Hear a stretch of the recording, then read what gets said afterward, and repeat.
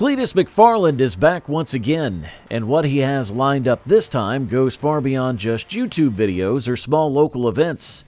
And how he is doing it comes through events like the New England 900 and even possible ties with NASCAR's Truck Series. So, what is he bringing to the table this time? Let's find out in today's special episode.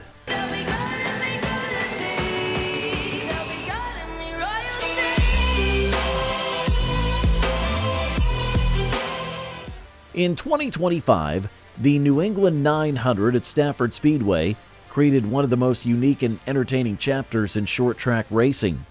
The New England 900 was not a traditional modified or late model event.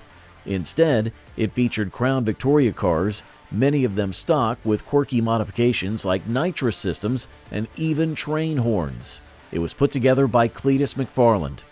At Stafford, the race drew in huge crowds, many of them younger fans or YouTube followers who might not otherwise attend a short track show. What stood out was not just the number of people in the stands, but the energy they brought.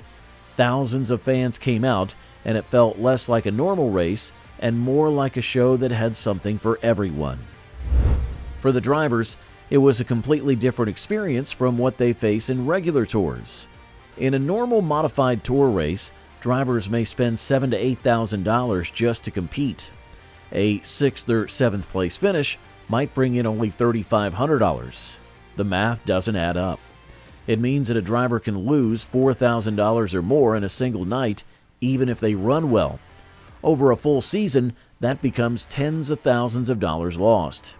Since many drivers are not full-time professionals anymore, the financial pressure makes every lap stressful. A tire bill alone can run into hundreds or thousands of dollars.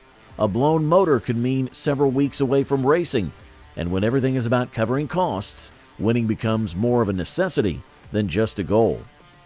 But the New England 900 removed all of that pressure. The cars were not expensive, the event was designed for fun, and no one had to worry about paying the bills through prize money. Drivers could simply enjoy racing, something that often gets lost at the higher levels. One of the strongest takeaways from the event was how it reminded people that racing is not only about speed, setups, and precision, but also about entertainment. Racing in the 1970s, 80s, and even 90s often carried with it personalities, rivalries, and roles that gave fans someone to cheer for and someone to boo. Big names like Dale Earnhardt built legacies, not just on skill, but on playing roles that fans connected with. Earnhardt could be the villain on the track, and fans loved him or hated him for it. The same applied to drivers like Rusty Wallace or Darrell Waltrip. Rivalries filled the grandstands because fans wanted to see the storylines unfold. By contrast, many modern short track events have lost some of that entertainment factor.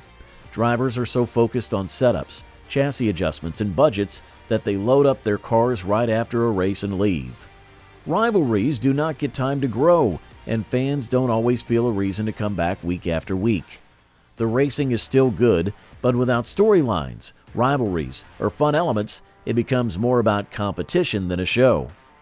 This is why Cleetus's event mattered. When thousands of fans show up to watch stock Crown Vics with nitrous tanks, banging doors, and blowing train horns, it proves that people want entertainment just as much as they want competition. For drivers, understanding their role in the show becomes part of their career as they grow older. But when a younger racer first comes in, they may only care about winning races and proving their skill.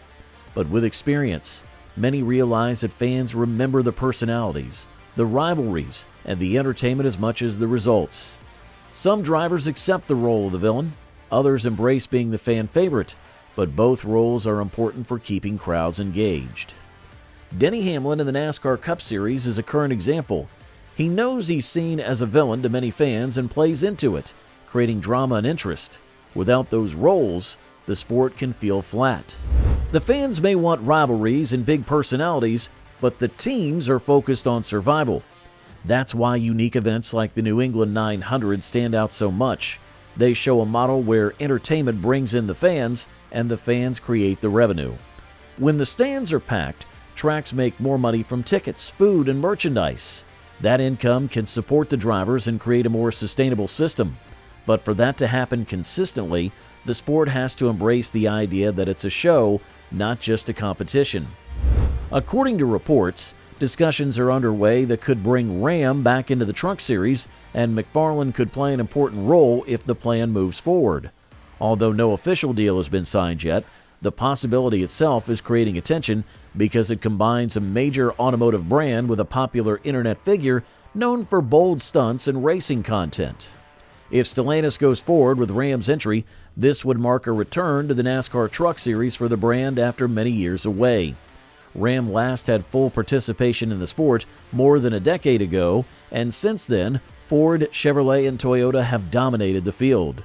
Bringing a fourth manufacturer back would increase competition and add new marketing opportunities. NASCAR officials would likely welcome such a move because more brands usually lead to more sponsorship, stronger rivalries, and greater fan interest. The Truck Series typically runs about 25 races each season, beginning in February and ending in November. These events cover a wide variety of tracks, from short ovals under 1 mile to larger speedways above 2 miles and even dirt tracks. Entering this series is not a small project for a manufacturer. A team has to build trucks that meet strict NASCAR rules, develop engines, hire experienced crews, and sign drivers capable of handling competition against established names. That's why the connection of Cleetus McFarland raises eyebrows. He's not a longtime NASCAR veteran, but does bring millions of followers, strong promotional power, and a reputation for creating energy around motorsports. The uncertainty at the moment is how deep McFarland's role would be. On one hand, he could actually race in the Truck Series. On the other, he could serve as part-time driver, promotional figure, or even a brand partner, helping Ram connect with younger fans. Since he runs a large YouTube channel, manages events, and has several ongoing projects, committing to all 25 races may be too much. The idea of McFarland racing full-time is ambitious. Even though 25 races may sound smaller compared to the 36 in the Cup Series, it's still a major commitment. Each race weekend involves traveling, practice sessions, qualifying, and then the race itself. McFarland would have to decide if he wants to put his media projects on hold for almost an entire year, or if he prefers a lighter schedule. The promotional side of the deal is also important. NASCAR has been working to expand its audience, and influencers like McFarland reach millions of younger fans who may not follow the sport closely. If Ram does partner with him, it could be a strategy not just for winning races, but for building a new fan base. Videos, behind-the-scenes coverage, and creative content around the trucks could pull in people who otherwise would not tune into a NASCAR race. From a business perspective, this could be just as valuable as track performance. Now, whatever your thoughts are, write them down below. And while you're down there, make sure to hit that subscribe button for more upcoming uploads.